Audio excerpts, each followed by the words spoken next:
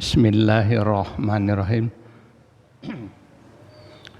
Assalamualaikum warahmatullahi wabarakatuh.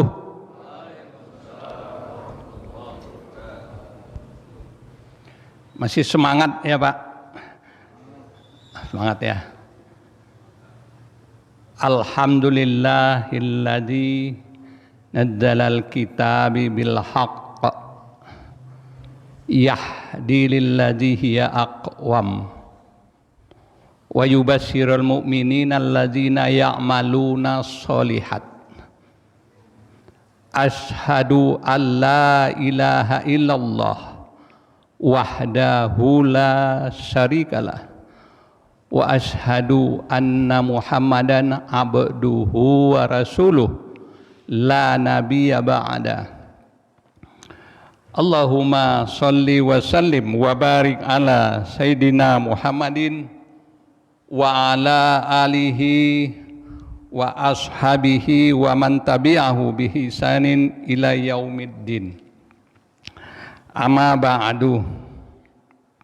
Fa ya ibadallah.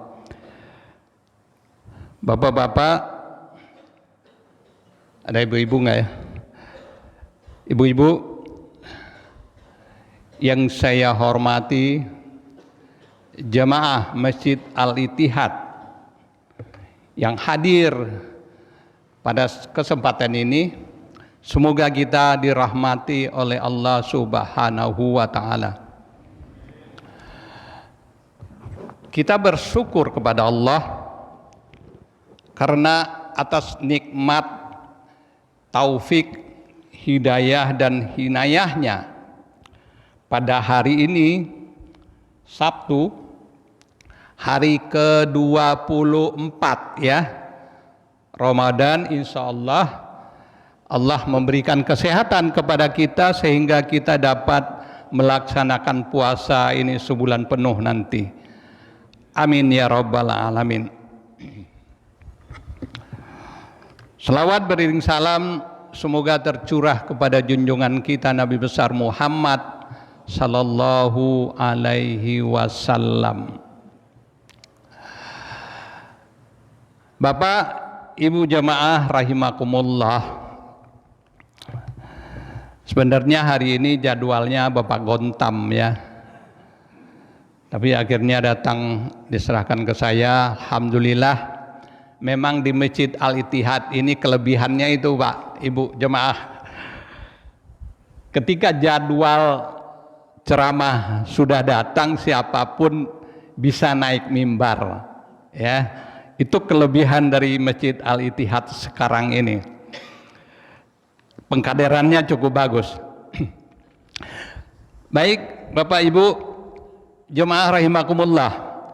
Selama Ramadan kita sudah banyak sekali mendengar ceramah-ceramah, terutama beberapa hari belakangan tentang Al-Quran. Sudah dikupas begitu tuntas Al-Quran. Kemarin hari Selasa ya, acara Nuzulul Quran. Al-Quran dikupas oleh Dr. Sutrisno. Tadi malam juga Ustadz kita membahas tentang ayat Al-Quran. Jadi sebenarnya saya kemarin sudah diberi judul tentang fungsi Al-Quran. Nah, pada kesempatan ini mungkin saya tidak perlu lagi membahas tentang fungsi-fungsi Al-Quran itu, karena sudah terlalu banyak pengetahuan tentang fungsi Al-Quran bagi jemaah Masjid Al-Ittihad. Oleh karena itu saya ingin memperkuat saja agar komitmen itu dapat kita laksanakan, kita aplikasikan menjadi sebuah aktivitas kita kesehariannya di dalam mengarungi kehidupan di dunia ini untuk mempersiapkan diri di akhirat nanti. Ya. Oleh karena itu momentum Ramadan harus kita jadikan sebagai titik balik untuk mengembalikan semangat kita yang sudah lemah, merevitalisasi keimanan, keinginan, kecintaan dan kedekatan kita kepada Al-Qur'an, agar benar-benar fungsi-fungsi yang telah kita dapat dari guru-guru kita dapat kita praktekkan dalam kehidupan kita. Oleh karena itu kita perlu komitmen, perlu ada semacam ghirah di dalam hati kita agar fungsi-fungsi itu berjalan dengan baik, sehingga kita sebagai muslim yang kafah betul-betul terjadi setelah Ramadan ini. Nah, apa saja komitmen-komitmen yang harus kita pegang ke depan? Ada 6 sekurang-kurangnya komitmen yang harus kita jalani. Yang pertama, kita harus berkomitmen bahwa Al-Quran itu adalah kalamullah, wahyu Allah, ya, yang harus kita jaga setiap saat, yang harus kita semayamkan di dalam hati kita, karena dia adalah yang kedua sebagai kitab yang memenuhi kebenaran, ya. Di dalam Al-Quran tidak ada keraguan. Zalikal kitabu la raiba fihi, kata Allah di dalam Al-Baqarah ayat 2. Kemudian dia juga menjadi hudalin nas, petunjuk bagi kita kaum muslimin. Bahkan Allah mengatakan hudalin nas, petunjuk bagi seluruh umat manusia. Itu komitmen kita. Yang dua sekaligus harus kita jalani. Kita harus mempercayai bahwa itu sebagai wahyu yang mulia, kalamullah, kalimat yang mulia yang harus kita jaga. Yang kedua, kita harus yakini kebenarannya. Tidak boleh ada keraguan di dalam hati kita tentang Al-Quran. Oleh karena itu, Nabi mengatakan Al-Quran itu adalah bacaan yang kalau kita baca mendapat sebuah kebaikan dengan satu huruf bacaan, ya. Dan kalau kita baca satu huruf mendapat satu kebaikan, dan Allah pun mengalihkan 10 kebaikan terhadap kita. Nabi mengatakan alif lam mim itu bukan satu kata, tapi dia adalah alif 1, lam 1, mim 1. Jadi terdiri dari 3 kata. Jadi ketika kita memulai dengan alif lam mim sudah mendapat 30 kebaikan. Tidak ada kitab-kitab selain Al-Quran yang kalau kita baca nilai kebaikannya di sisi Allah. Hanya Al-Quran. Oleh karena itu, komitmen itu harus selalu kita pegang. Ya. Berikutnya adalah kita harus berkomitmen agar terus membaca Al-Quran. Setiap waktu, setiap saat yang kita miliki dari 24 jam waktu yang diberikan Allah harus kita sisakan untuk membaca Al-Quran. Alhamdulillah, di Masjid Al-Ittihad jemaah banyak yang telah melakukan komitmen itu, dan insya Allah di rumah-rumah juga semua jemaah melakukan itu, membaca Al-Quran. Nah, setelah kita membaca Al-Quran, komitmen kita yang keempat adalah bagaimana kita meningkatkan kemampuan pengetahuan kita tentang Al-Quran. Kita harus mengkaji Al-Quran, memperdalam pemahaman kita tentang pengertian fungsi Al-Quran tersebut.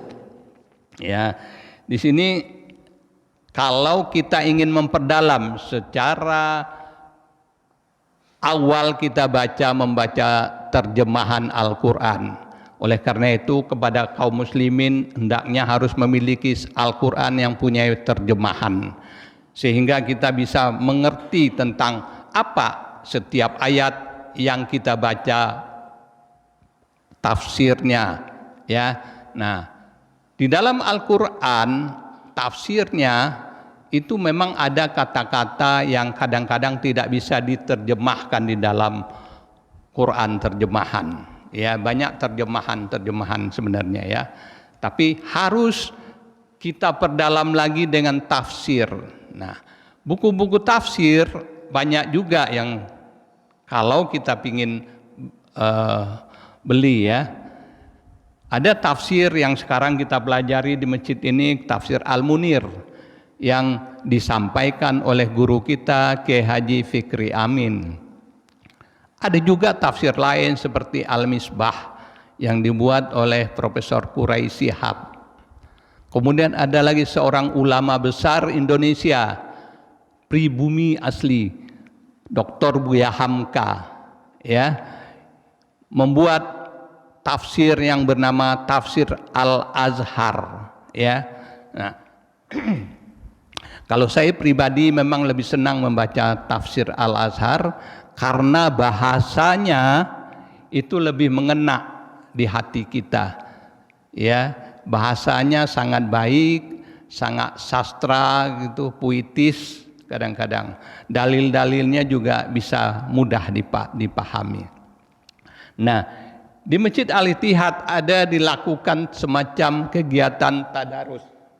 Mohon maaf. Tadarus oleh bapak-bapak dan ibu-ibu, dan ini adalah satu langkah yang sangat bagus untuk terus kita pertahankan bertadarus. Mudah-mudahan ke depan juga terus dilaksanakan. Kalau kita lihat tadarus dalam sisi bahasa kan terdiri dari 3 huruf ya, darosa, yadrisu, sehingga dia menjadi tadarus. Artinya adalah membaca, mempelajari. Nah, kalau kita dalam bertadarus dapat sambil membaca, sambil belajar, mempelajari dan tadabur apalagi, tentu itu akan lebih meningkatkan kemampuan pemahaman kita terhadap fungsi-fungsi Al-Quran.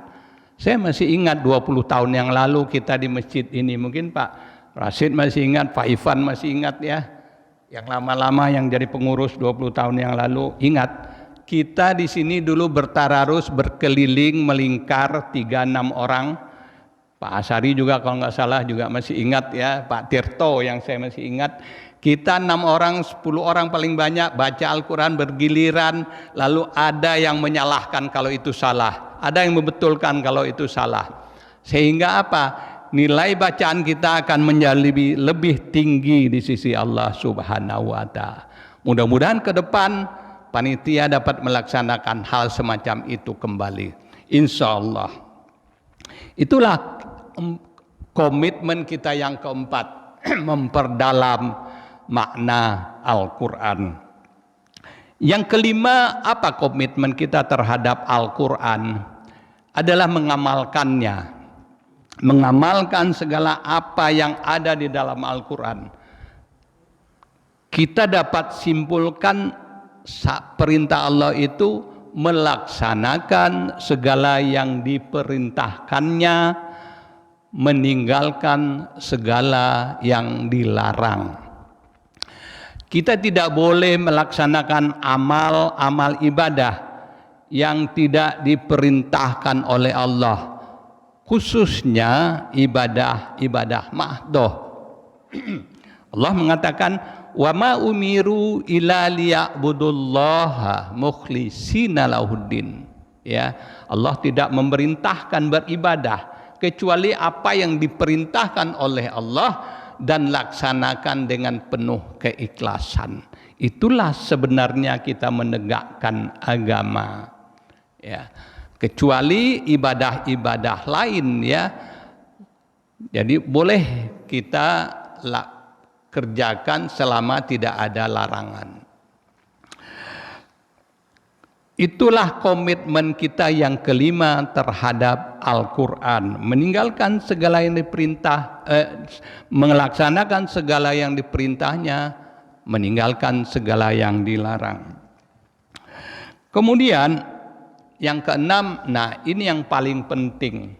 Saya pikir ini di Masjid Al-Ittihad sudah dilaksanakan beberapa tahun belakangan ini, yaitu mendakwahkan Al-Quran. Ya, oleh karena itu mendakwahkan ini sebenarnya di dalam Islam bukan hanya kewajiban orang-orang yang disebut ustadz. Ya, ingat, mendakwahkan nilai-nilai Islam itu bukan hanya kewajiban orang yang disebut ustadz, bukan hanya yang disebut khatib, kiai, habib, tapi semua kita kaum muslimin berkewajiban mendakwahkan nilai-nilai Islam. Kata Nabi, sampaikanlah olehmu walaupun satu ayat. Nah, begitu kita satu ayat telah kita dalami, kita pelajari, mengerti, kita laksanakan untuk memberikan contoh dan keteladanan kepada keluarga kita, kepada teman-teman kita, kepada jemaah masjid, ya, ketika kita diminta, ya. Itulah kewajiban berdakwah yang diperintahkan oleh Nabi Muhammad sallallahu alaihi wasallam. Nah, itu 6 komitmen yang harus kita jaga dalam rangka melaksanakan fungsi-fungsi Al-Qur'an, ya, agar kita dapat pemahaman yang lebih dalam dari Al-Qur'an. Barangkali itu saja mungkin yang dapat saya sampaikan sebagai tambahan dari apa yang telah dibahas oleh guru-guru kita selama ini dalam rangka untuk meningkatkan pemahaman kita kepada Al-Qur'an. Mudah-mudahan segala apa yang saya sampaikan itu dapat kita petik manfaatnya. Bagi semua kebenaran datang dari Allah dan semua kesalahan adalah akibat kebodohan saya. Atas kesalahan, kekurangan itu saya mohon dimaafkan, ya. Dengan demikian ceramah kita subuh ini sampai di sini. Kita tutup pengajian kita ini dengan membaca doa kafaratul majlis. Subhanakallahumma wa bihamdika asyhadu alla ilaha illa anta astaghfiruka wa atubu ilaika. Wabillahi taufik wal hidayah. Wassalamu alaikum warahmatullahi wabarakatuh.